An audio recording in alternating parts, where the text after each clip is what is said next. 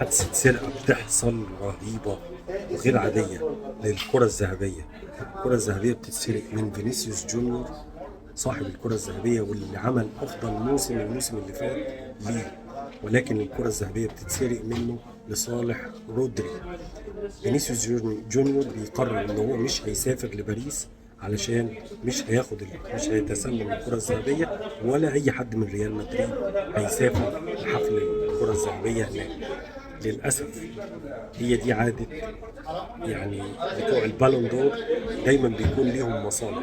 الكرة الذهبية هتسلم لرودري واللي أحق بيها المفروض علشان أسبانيا هو كارفخال، لأنه طبعا أخذ بطولة اليورو مع أسبانيا وكان مقدم موسم كويس جدا مع ريال مدريد. ولكن احنا عارفين ان دايما حفل الكرة الذهبية بيكون مصالح شخصية. لايك وشير وفولو، تابعنا على